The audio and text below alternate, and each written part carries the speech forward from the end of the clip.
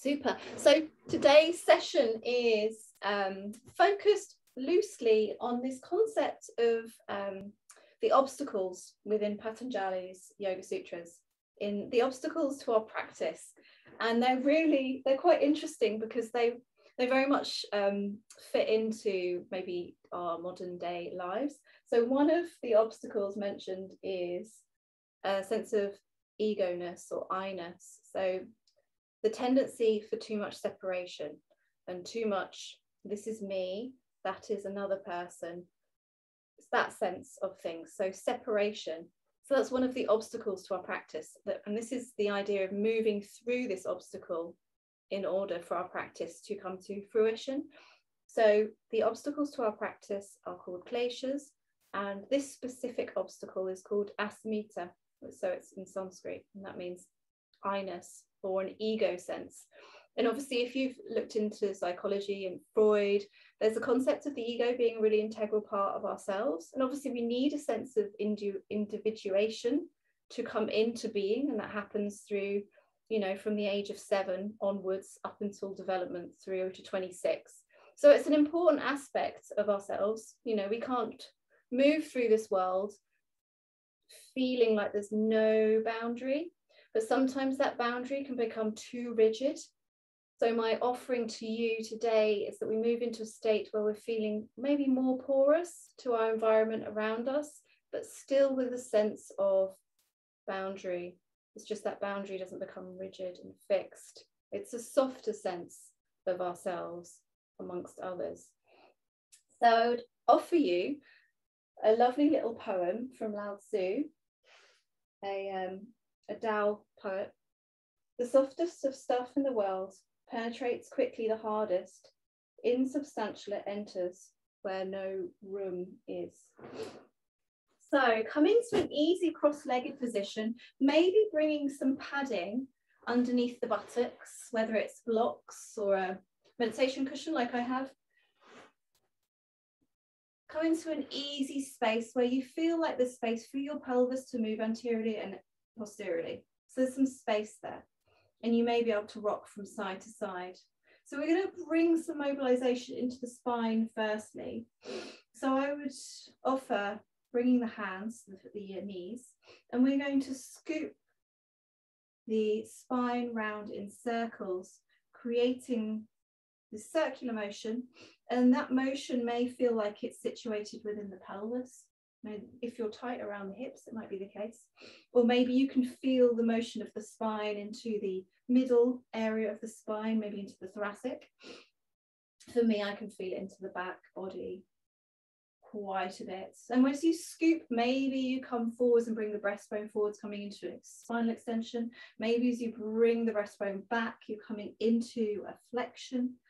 Allow for that movement to move through the spine, coming back in the opposite direction, creating these little circles. And I find it quite interesting, even though I've already taught yoga this morning, I'm still stiff. There's still a stiffness that comes about.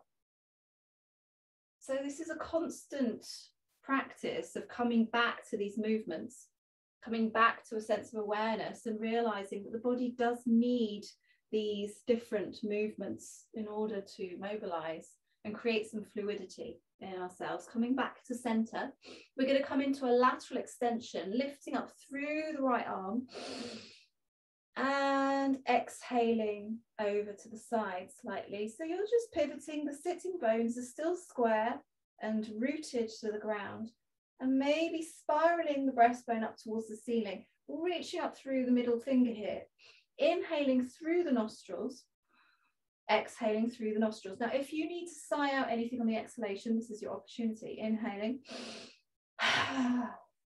exhaling, feeling that lovely expansion in between the intercostal muscles here. Inhaling, let's come to the other side, reaching up, grounding down through the sit bones, pivoting to the side. The hand can reach down to the floor, spiraling the breastbone up towards the ceiling. Maybe the drishti or the gaze comes to follow up towards the ceiling. And the position of the arm can be moved, and you might feel like you can Draw the arm down into the shoulder girdle to create some more space around the ears. Inhaling and exhaling, feeling that expansion coming about into the rib cage. Lovely big deep breaths into belly, so the belly billows.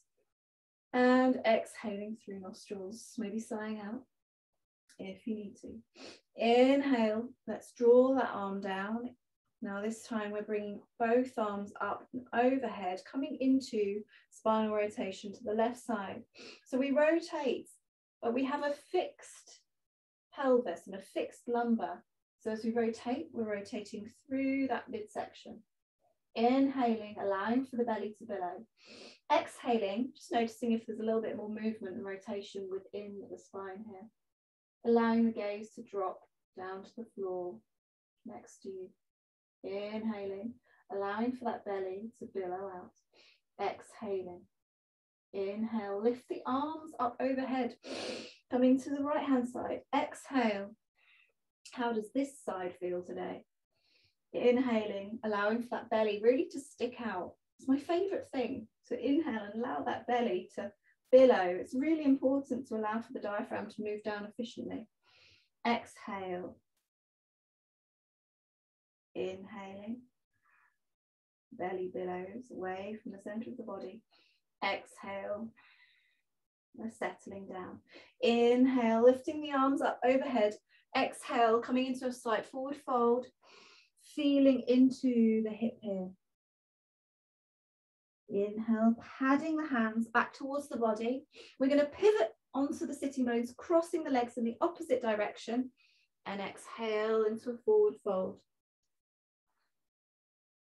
Inhale, coming into an upright position, and we're going to begin to tap around the front of the body. So using your knuckles, we're literally tapping around the collarbone area.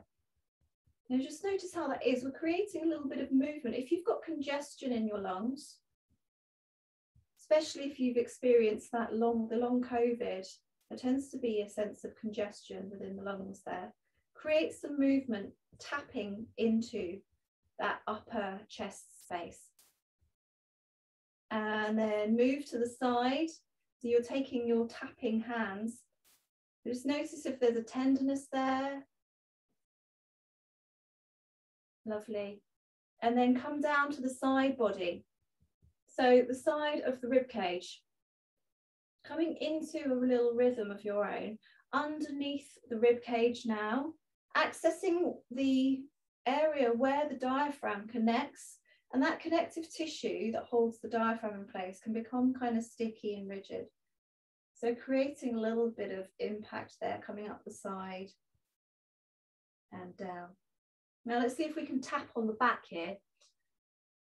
Just tapping along the back body, so you can see I'm tapping here. And it may be the case that you can tap further up by moving the hands. And then to the side body. And then we're going to scoop round onto the shoulders and tap on top of the shoulders. Lovely. And then coming forwards. So today's practice, we're really going to be thinking about that sense of softness and cellular breathing that comes in on an inhalation. And on the exhalation, you've got that lovely arching of the diaphragm. So that's very much at the forefront of our practice today. So let's bring ourselves down onto our backs into semi-supine. If you've got some padding behind the head, that can be really useful to elongate and lengthen the back of the neck. With the knees bent in your semi-supine, the footprint against the floor. Nice and relaxed here. Drawing the left foot in firstly. Experience how that is in the hips. Now, if the lumbar's okay, you can spread the leg out alongside the mat. See if iliopsoas will lengthen appropriately. On the inhalation, we're going to swap the legs over. Exhale, drawing the right knee in. Coming into a flow of your own. So inhaling through the nostrils, exhale, drawing the knee in. Inhale, exhale, draw that knee in. Inhale, exhale, drawing the knee in. The foot's in dorsiflexion, so you're almost breathing out through the base of the big toe here. You might have noticed that in our yoga practice, we don't do a lot of pointing toes. The feet are almost always in a position where the toes are enlivened. Inhaling and exhaling. Inhaling and exhaling. Now you can take this into a yogic bicycle movement if you wish, creating containment around the front of the body. We're almost cycling as though we're cycling on a penny farthing. Now, if you want to take this action into a smaller bicycle shape, you can, or you can take this into large circles. Now, to really work on strengthening, I would recommend slow movement. So you can do this really quickly and it can be really easy. But if you do that slowly, you're really paying attention and noticing what sensations arise. And then coming back in the opposite direction. So the hands can be positioned around the front of the abdomen or the front of the hip point. Lovely. Cycling and breathing in time with this cycling action. Lovely. Now we're going to bring the right foot down. The left foot's coming to rest. The knees coming out to the side, dorsiflexion of the foot, coming to thread the needle, breathing into the hip here, breathing down along that base of the leg, the lower leg, down through the big toe, rocking from side to side and exhaling an intention of spaciousness within that hip. Now, if it doesn't work to have the hand behind the thigh, you can draw the legs away slightly more. You don't want to be pressing into anything too intense.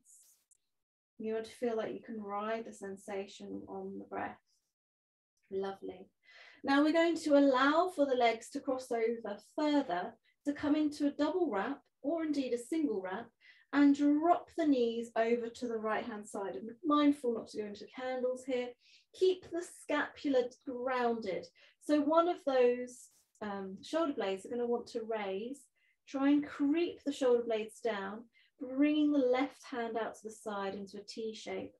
The gaze, if the neck will allow it, comes over to the left side of the body. Jatara Parivriti, while supine rotation of the spine. Lovely.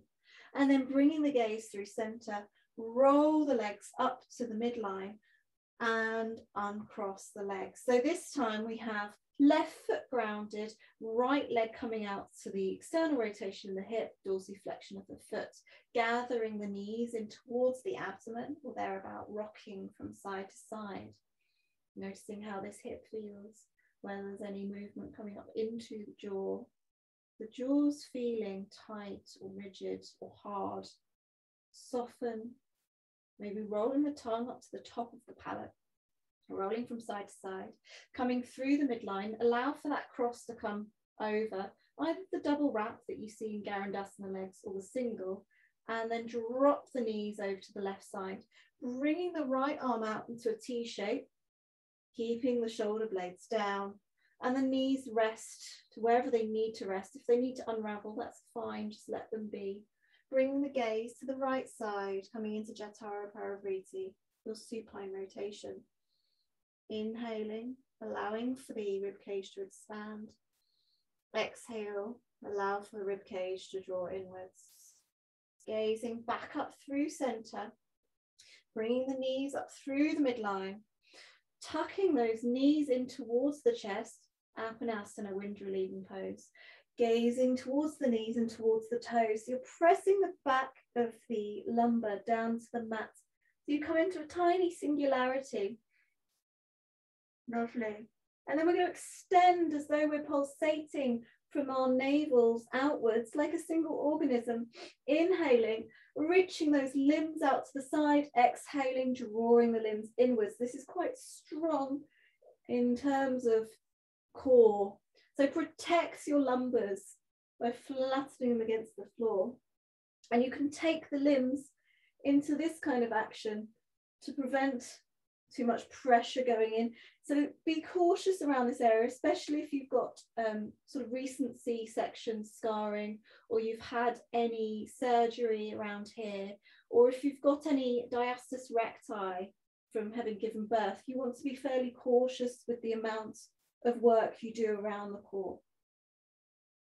So you're inhaling and exhaling, drawing into center. We're now going to roll along the spine to transition into our all fours. 3 rolls, feeling into the spine here. Always a pleasurable thing to do, I think.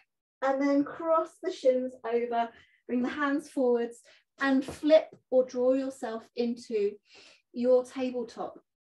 Noticing how regions of the body feel. How do the hands feel? How do the elbows feel? Shoulders, the pelvis and the spine. Can you flatten the feet along the floor? If you can't, bring some padding onto the backs of the feet so they're supported. So bring the gaze in between the hands, press the fingers down so you have a suctioning under the hands, and come into your scared cat, dropping the crown of the head to arch your spine. On an inhalation, coming through neutral, allowing for that flow to come through the spine, an oscillation, gazing down at that hands, coming into your extension. So inhale, the diaphragm flattens. Exhale, the diaphragm arches to create some more space for the movement to take place. Inhaling through center, exhale, coming into your extension. That movement really to focus around the breastbone area, not so much the lumbar. Coming into a flow of your own with your own breath. Exhaling through the nostrils, inhaling through the nostrils. Well, let's coming into our wag the tails, shortening the distance between the left ear and the left hip. Lateral movements here. And then bringing the right ear to the right hip on the other side. Noticing how that is, coming from side to side, wagging your tail and coming to the other side. Maybe really noticeable that one side is happier to come over to the side than the other. And that's perfectly normal within our fairly asymmetric spines. We're now going to come into bird dog. So lift and reach with a sense of containment, bringing the hands from the right side and the left foot out to the side. So you've got this cross crawling movement, keeping the pelvis down, spreading through toes and fingers, breathing here, gaze down in between the hands. Lovely. Exhale, bring that limb down, coming to the other side, gazing down to the next long, maintaining that constant breath awareness, drawing the tailbone down so you don't move into the lumbar, and then come to the other side. Now you have an option to flow either between those 2 points, or you exhale and draw the elbow and knee together for a flexion. Inhale, reaching out to the side. Exhale, you draw yourself inwards. Inhale, you reach. Exhale, you draw elbow to knee, dropping the limbs, coming to the other side. So you have some options, working with your own capacity today, as we're building prana within the body and not aiming to lose it. So it's really important to listen to your body, where your body is at. If you begin to shake or the breath becomes held, you'll want to sink back into a child's pose. So let's widen the knees and come into a wide leg child's pose. Extending the arms out in front of you, maybe feeling the breastbone sinking down. As you widen the legs, there's more space for the spine to lengthen. If you bring the knees together, you're more likely to come into a flexion. And sometimes, depending on our intention, we need to work in between those 2 spaces. And then let's creep the hands over to the left side, bring the right hand on top of the left, opening up the side body. Inhaling and exhaling. And then creep the hands through the midline over to the right hand side. Left hand comes onto right hand. Inhaling and exhaling. And then bring the hands through the center. We're coming to puppy pose. So bring the knees in slightly. Lift the buttocks up towards the ceiling. So you've got a right angle taking place between the thighs and the shins. And you allow for the breastbone and the heart space to sink down in front of you. If you're very mobile within the spine, remember you need to come out of this again. Inhaling and exhaling and allowing for that lovely movement to come in. And then creeping the hands back to center. Now make sure you've got enough space for your feet to come out away from you. So with the positioning of the arms, we extend the right leg out behind you and the left. You can work between those points, ensuring that you fix the pelvis. So the pelvis is not moving. And then lift up into plank. But when you move into your plank, move into plank as though it's completely effortless. Breathing here, drawing yourself back down again. Lovely. Now this time we're going to come forwards onto our forearm stand. So we've got these lovely Sphinx arms taking place. The elbows are together. And then with the hands here, we're going to extend through the legs to come into forearm plank. Doing the same thing. Make sure there's enough space in order for your forearm plank to take place. Again, just breathing through the nostrils as though nothing is of effort. Exploring how that feels, drawing the knees back in. And then this time, an opportunity to hold it if you want to, otherwise just work between these points. Especially if you were, say, recovering from a shoulder injury, you'd want to flow and explore the weight coming down through this area rather than holding it. And breathing through nostrils, bring the knees back and come into what I call child reading pose. So you've got the elbows down on the floor, and we're going to aim to bring the thumbs to the ears. So we're coming into hummingbee breath, Brahmari breath. You can do this in a kneeling position as well. So with our Brahmari breath, when we're exhaling, we're humming into our skulls and closing the earlobes. So you've got this internal cacophony of a hum. It's very clearing of the mind. We're going to do that 3 times. Your exhale is as long as it is to empty out all of the air within the lungs. So the first time I'll do this to show you can join in if you know what's going on. So inhaling, closing the ears, the hands come to the forehead.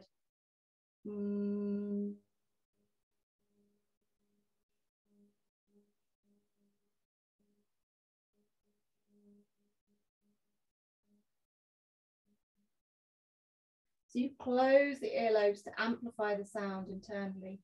Inhaling. We're going to do 3 times, and when we finish, bring the hands down to the floor.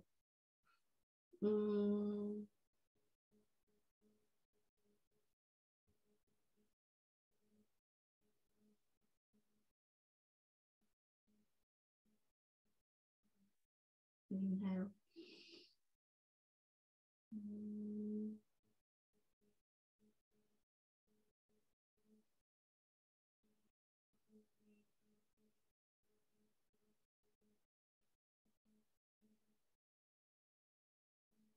One more time, inhaling.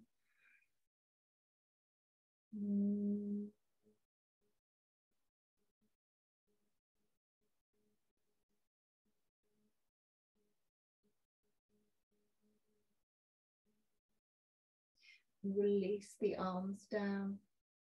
Just allow for the effects of that to take place. When we have the opportunity to bring the hands back down into your forearm, you can clasp the hands together for a slightly more supported arm position. We'll explore dolphin. Now, dolphin is like the downward dog shape, but with the forearm stance. So you can work with the forearm quite simply, or you can tuck the toes under. So you've got those 2 options with the arms, and draw your hips up to the ceiling with the head hanging freely. So you've got this lovely dolphin shape. Ensure that the head is hanging freely. That's really important. And you're lifting up through the arms. It's quite strong in the arms here. Explore that and how that feels within your body, and then you can come into your child's pose. So some of you may want to work with that fairly strongly. Some of you just want to perhaps feel like you're working the shoulder girdle because it's a slightly different position than perhaps we're used to. Coming into a child's pose, this time with the knees together. So we have a flexion of the spine. And if the forehead doesn't quite make it to the ground, let's bring some padding underneath the forehead to lift. So there's no strain. And as we come into that space, come into a sense of the inhalation, the exhalation, coming into the back line of the body. Become aware that your body is made up of billions of tiny living cells. Each cell is different, but each has the same basic structure. A nucleus at the center surrounded by a cytoplasm, which consists of 70 to 80% water and molecules of various kinds, and a semi-permeable membrane that envelops the cell and forms its outer boundary. Through these membranes, the cells are breathing, minutely expanding on the inhalation and contracting out from and in towards the center, a pulse of life taking place throughout the whole body. So you can envisage that your whole body is like one single cell. And on that inhalation, you have an expansion, and on the exhalation, you have a contraction. So it can be an interesting visualization to come into, specifically as you come into your child's pose, feeling a subtle pulsing or vibrating coming through your whole body. And that sense of refuge of coming into the child's pose. So this space is always here for you, no matter what. And we're going to be building some heat within our bodies, coming into Surya Namaskar, sun salutations. So just know that you can always come back to this place, the cellular breathing, the visualization. Lovely. So from this space, from this area that you have worked with in your Cobra and your Balasana, we're going to slide ourselves forwards, come into prone. Bring the breastbone down, bending the elbows, scooping ourselves forwards to come into a little Bhujangasana Cobra. With the hands gently underneath the shoulders, the gaze here down at the mat, so we're not lifting with the chin, the neck is going to be long. On an inhalation, we're going to lift up through the breastbone so the back muscles are working, gazing down at the mat. Exhale. One more time, inhaling. So that focus is really on the back line. The shape may not be as large as upward facing dog, but there's a lot going on there. And exhale, press down, scoop the hips back, tuck the toes under, position the arms nice and wide on the mat, spiraling out 30 or so degrees, pressing down through the fingers, lifting up into your downward dog. Let the head hang heavy. As we explore the downward dog, see if the neck is happy to move the head under the armpit one side and under the armpit the other side. Lifting up through the left leg, we're coming into three-legged dog. Now you can draw that knee in towards nose and explore how that feels to move from one space to the next. Maybe bringing the knee in towards the opposite elbow. Inhaling through three-legged dog and exhaling to draw the knee into the outer elbow. Lovely. How does that feel? To bring the foot in between the hands. Now you can use the hand to offer some help here and drop the knee with the top of the foot resting. Now we're just explore putting the hands back down on the ground and bringing the foot back. Coming to the other side, three-legged dog through the left leg, scooping that knee in towards nose. How does it feel? This movement can be a subtle movement. Does not need to be the full movement here. It can be a subtle suggestion. And then coming to the outer reaches of the elbow. And explore how it feels to bring that leg forwards. You can use your hand, you can drop the back knee and explore those positions before lifting the back knee and bringing the other foot to meet at the front of the mat. Uttasana, forward fold, head hangs freely. And then bending the knees, we're going to lift up through the torso, coming up into the beginnings of a sun salutation. Bring the hands up overhead and then draw them down to the heart space. So I'm going to take you through this Surya Namaskar. I have to move the screen so you can see me, otherwise I'm just going to be cut in half. Standing in Tadasana, you're moving between some points on the breath. The key thing is to follow the breath. So we're going to inhale, lifting up, looking at the hands. Exhale, bend the knees to come into your forward fold because you protect your back by doing that. Uttasana, forward fold. Inhale, right leg comes back. You can drop the knee here. Exhale, draw the other leg back. Again, you can have the knees down.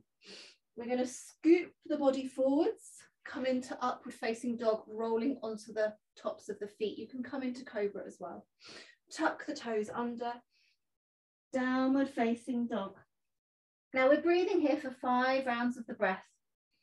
Inhaling through the nostrils, adjusting. Exhale through the nostrils. Inhale, maybe lift up onto toes. Exhale, draw the heels down.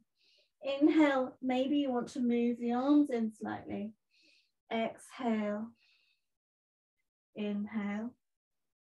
And exhale. On the next inhale, we lift the leg up to transition that leg forwards. And then the other leg comes to meet Uttasana, forward fold. Inhale, reaching up above the head. The gaze follows. Exhale, the hands come through heart center. Now we do 1 round of the breath here to allow for the heart rate to settle as you come into your next Surya Namaskar. Inhaling, lifting the arms up overhead. Exhale, bend the knees, forward fold. Inhale, move the left leg back so the knee can come down if you want to.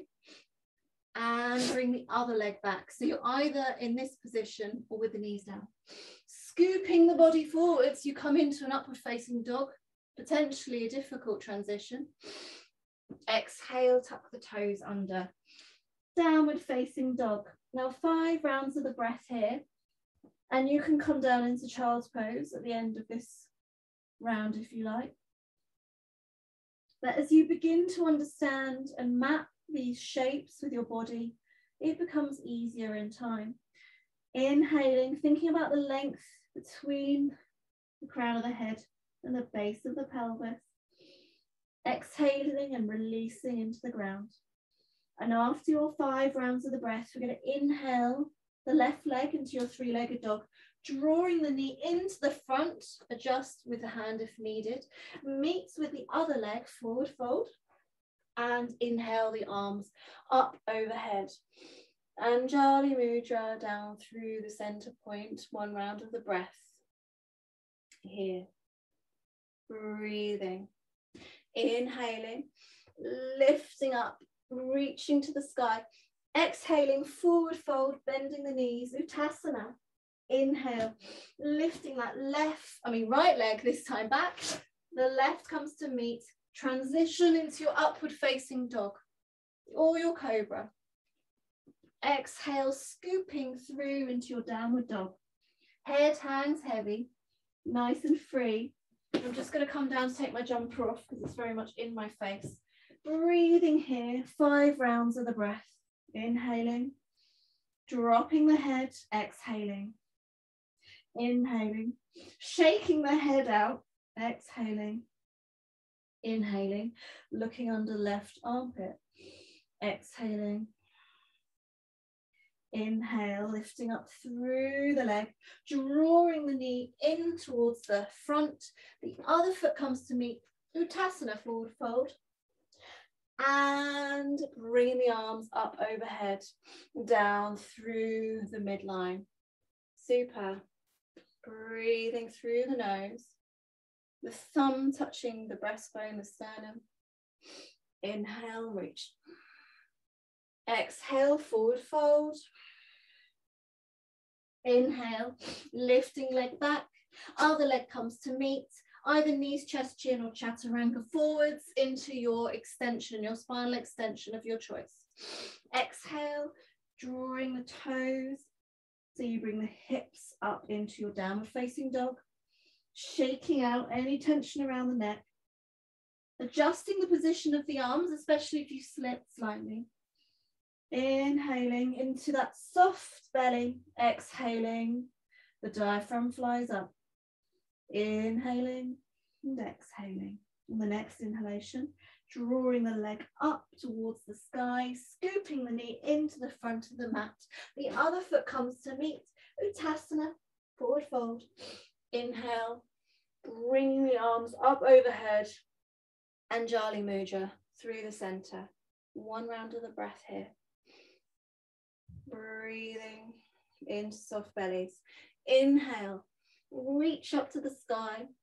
Exhale, forward fold, bending the knees.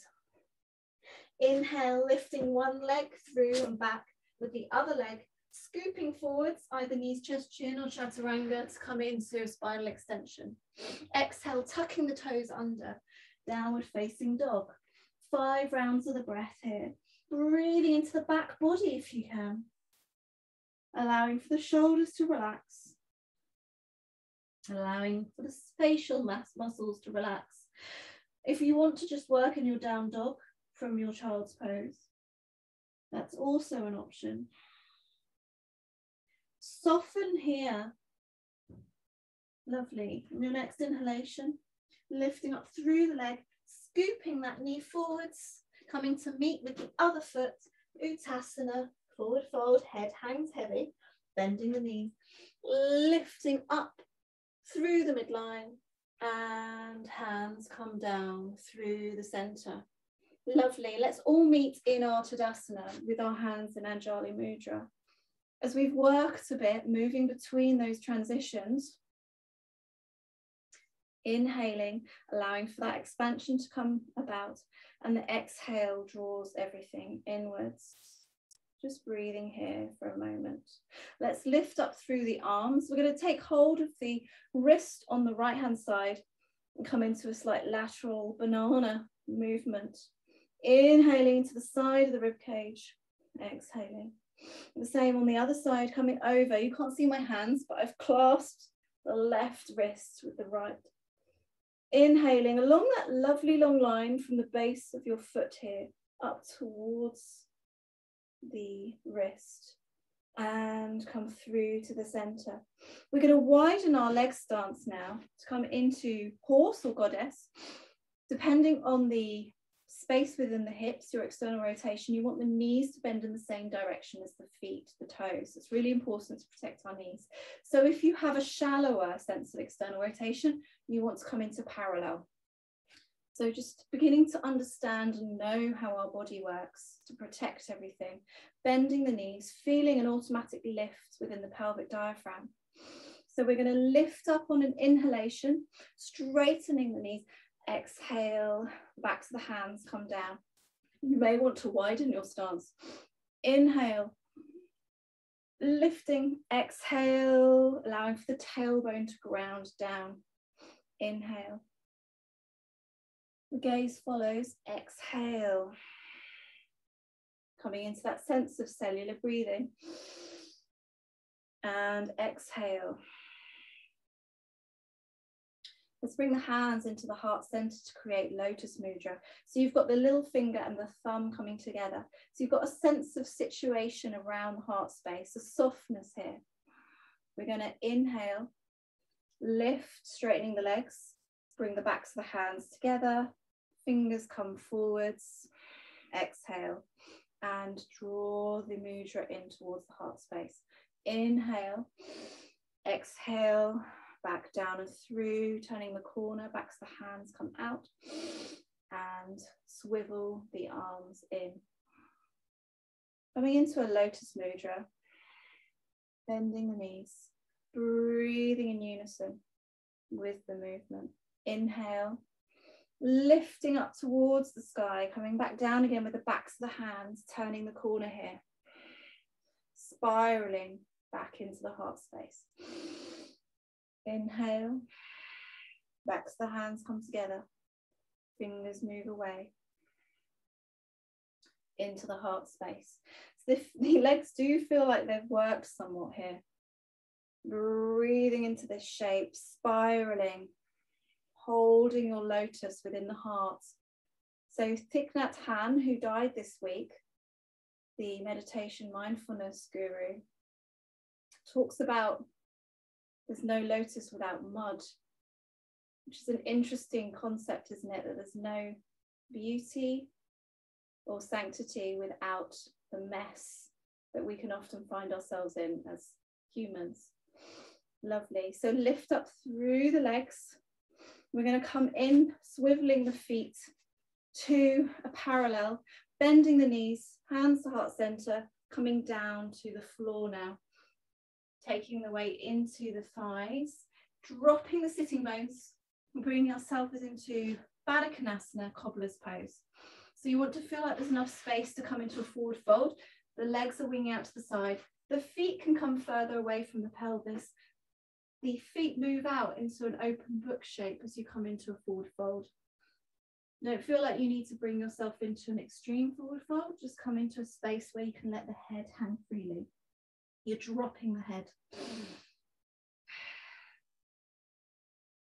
No need for a straight spine, of course. Allow yourself to come into flexion and just let go in your Baddha Konasana. Dropping the crown of the head. I'm just swiveling here so I can see dropping. And then we're going to bring ourselves upright, move into Ardha Matsyendrasana. This time the left foot comes in. The right foot can either come in front of the hip point or you bring it over the knee. Okay, you've got some options for your leg position. Sitting bones grounded. Inhale, lift, exhale, rotate into your closed twist. The hand can wrap around the outside of the knee or pivot on the other side. So you've got a little bit of feedback as you spiral. Inhaling, creating height. Exhale to create rotation. Ardha Matsyendrasana, half Lord of the Fishes. Inhale, allow for the belly to billow out. Exhale, allow for that drawing in. Inhale through center, open twist this time. Elbow on the inside of the knee or wrapping around. Inhale and exhale. Inhale and exhale. Coming through the center line here. I'm going to swap the legs. So you might be able to pivot onto the sitting bones and swap this way, or come through in an unraveling. So you can have the foot in front of the sitting bone or cross over. It depends on your hips. Keep those sitting bones grounded. Inhale through the spine. Exhale, close twist. Closing into the upper leg. Wrapping the hand or bringing the elbow through. So you get to wave. Inhaling, creating height. Exhaling, spiraling. Inhaling into billowing belly.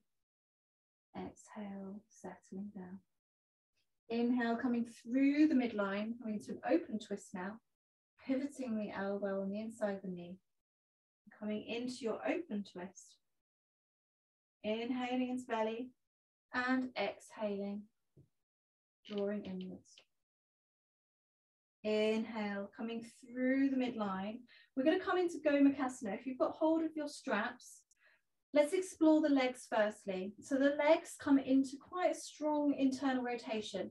So the knees stack. If this isn't happy in your body today, you might need some padding underneath the buttocks, or you come into a kneeling. Okay, kneeling is an option because we're focusing on the upper body. So you have a few options here. If you've got the left knee on top of the right knee, take the strap into the left hand and gradually bring the arm so the strap is dangling behind the body. The right hand comes to meet. No force into these shoulders here. We come into quite a bind, but what kind of softness can you bring about within this space? Remembering that the softest of stuff in the world penetrates quickly, the hardest, insubstantial, it enters where no room is. And within Gomukhasana, this is cow face pose, you really do find that as you soften on the exhalation, some space will make itself known, relaxing around the jaw and the temples. Settling those shoulders into this space.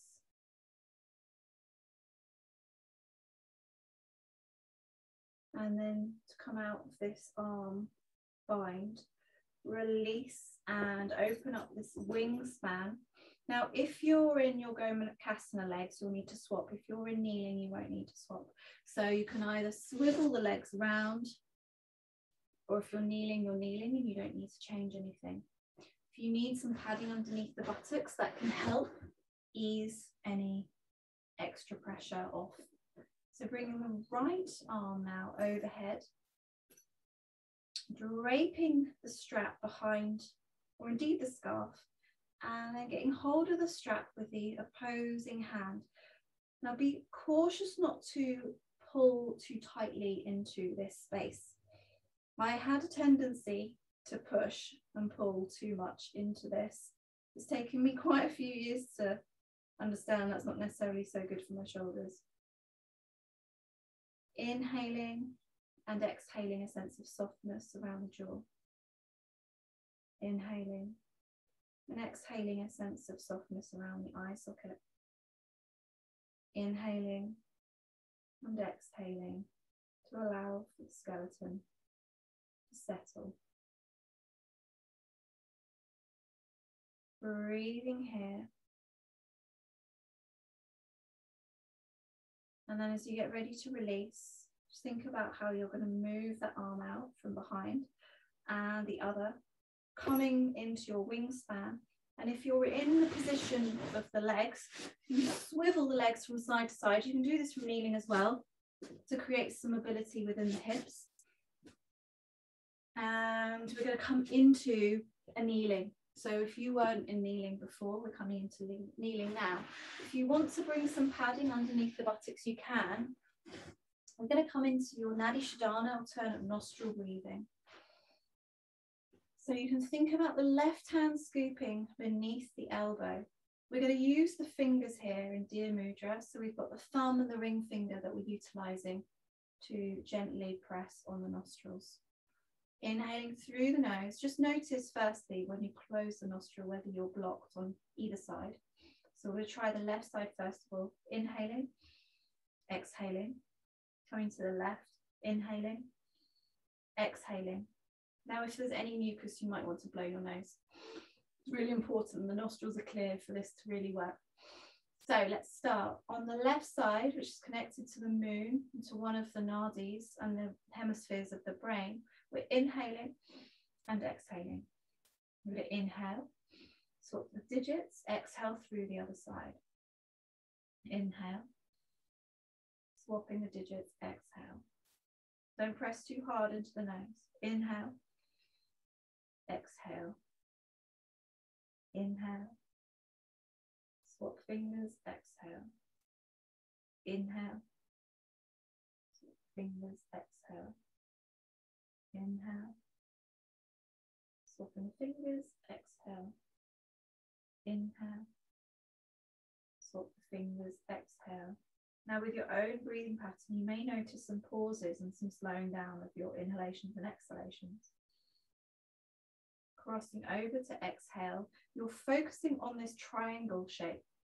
Inhaling, swapping the digits, exhaling, inhaling, swapping the digits, exhaling, inhaling, swap those digits and exhaling, inhaling,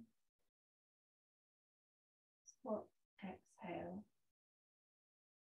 inhale,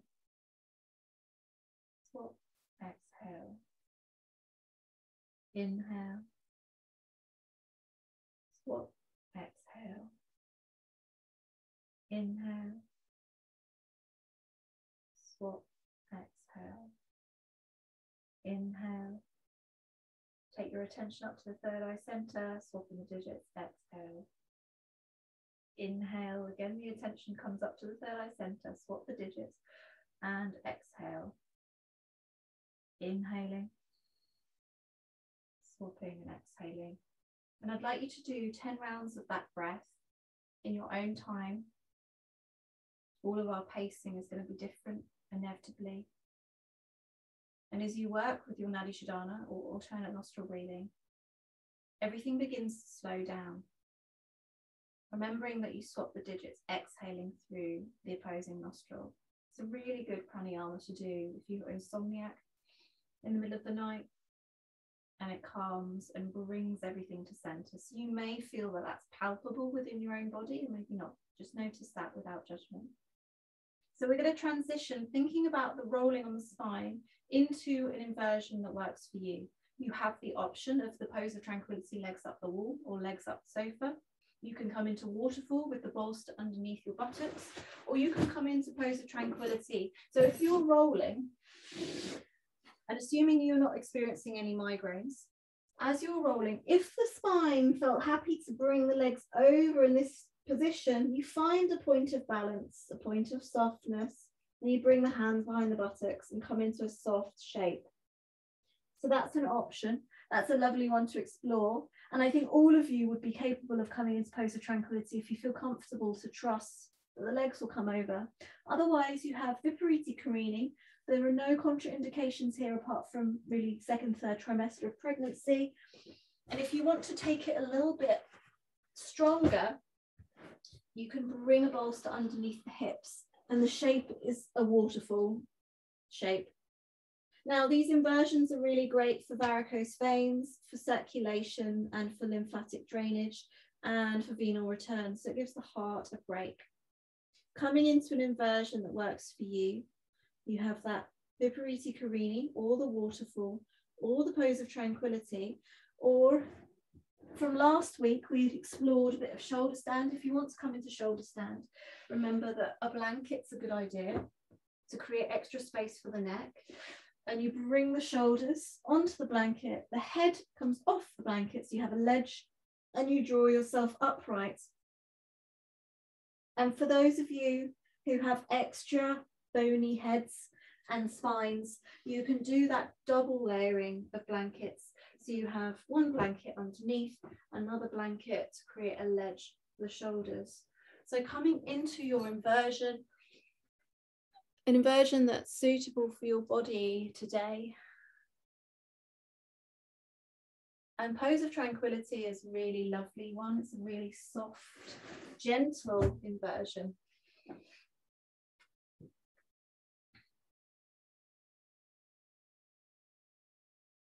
There's nothing for you to have to do whilst you're in that space.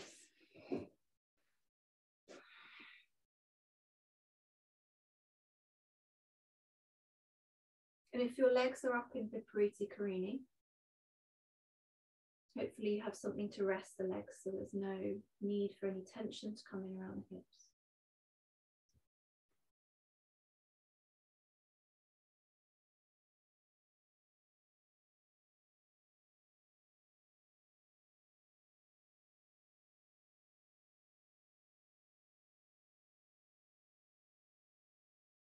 And you have the option now to either carry on with your inversion or come down into Shavasana for your final relaxation.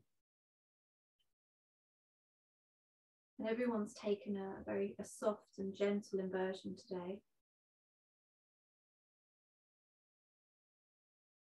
So you can stay in that inversion if you want to. As you come out, you may want to wiggle the legs from side to side, so wind screening the legs to come into a slight rotation, and extend the legs out. So the limbs come out from the midline of the body, thinking about that sense of navel radiation, and the limbs coming out to the extremities, out to the outer reaches of our being. So you can bring the hands down alongside, or you can come into a starfish shape. If you've got a bolster, you can bring the bolster under the knees to come into a soft space to rest down into your Shavasana, your corpse pose, into a symmetrical space for your body. Making any adjustments that you need, either bringing some padding underneath the head to lengthen the back of the neck, moving the pelvis so the lumbar is flattening against the floor. Bring the hands to the backs of the wrists, come to rest. So you've got an open, receptive shape, or if you need to ground, bring the hands down to the floor. Or indeed, if you want to bring the hands to the heart space in the belly, it's quite a reassuring and comforting position to come into. So I'm going to come into an upright position just to talk you through the last few minutes of our practice. Coming into Shavasana, arguably the most important element of our practice to consolidate and release anything that you no longer need. And coming back to this sense, this visualization that I offer you, that you can use or you can choose to ignore. It's absolutely up to you. But bringing your attention and your awareness into that center point, into the Manipura, into that center of growth, which is so it's palpable in female bodies, maybe not so much in male bodies, but that center point, that navel, that sense of radiation that comes from our center point. And I want you to harness that sense of the center point as you inhale, thinking about that lovely open expansion of the body, of acceptance. And on the exhalation, that sense of release, of drawing inwards. So you have these balancing entities of open expansion and acceptance, and that closing in, that coming inwards of release and letting go. You're moving between those 2 points. And the breath in itself works in that way of expansion and contraction, those dualities that we move between, of open and close, of welcoming and releasing.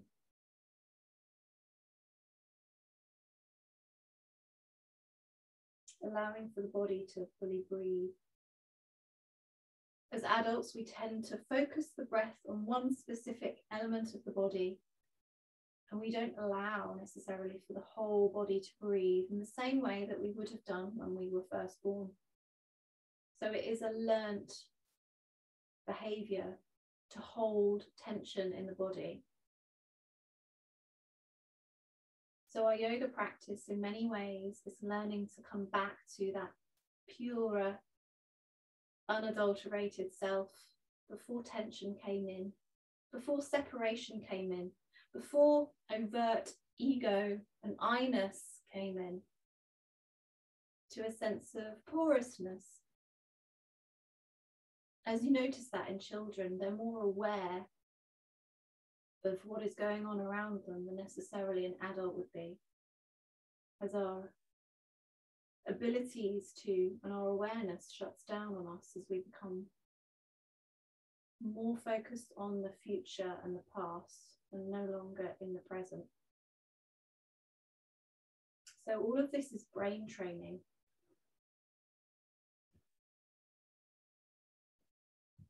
We're enhancing our ability to harness neuroplasticity, which tells us that the brain is ever changing and the brain always has the capacity to learn. The mantra, if you don't use it, you lose it.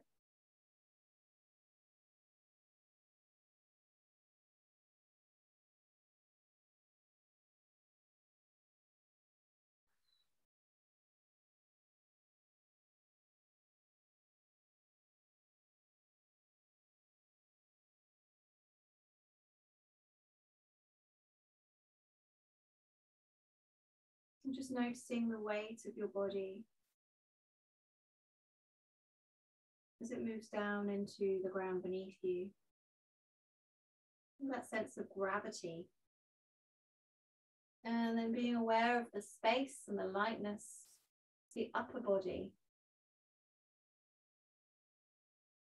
And beginning to move the extremities, the fingers and the toes. I invite you to roll over onto your right hand side in a fetal position at the end of the following sound known as nada in the singing bowl. So I'm aware that it cuts out online. It's not the same as being in the room.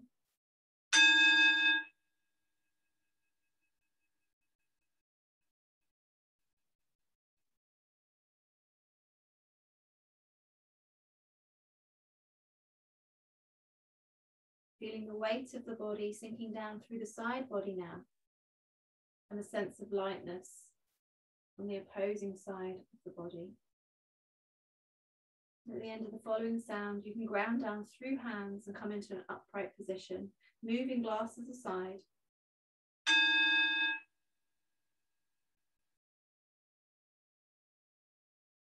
Keeping the eyes closed if that feels comfortable. Softening around the brow, softening around the jawline with an inward smile, relaxing around the jaw. I invite you to close the practice by bringing your hands in through the midline, closing those eyes, creating some heat, some friction between the palms, maybe the backs of the hands, and then bring those warmed palms to the eye sockets, calming and massaging around the eye sockets, bringing the hands through the midline, bowing in acknowledgement of one another in the space in between. Namaste.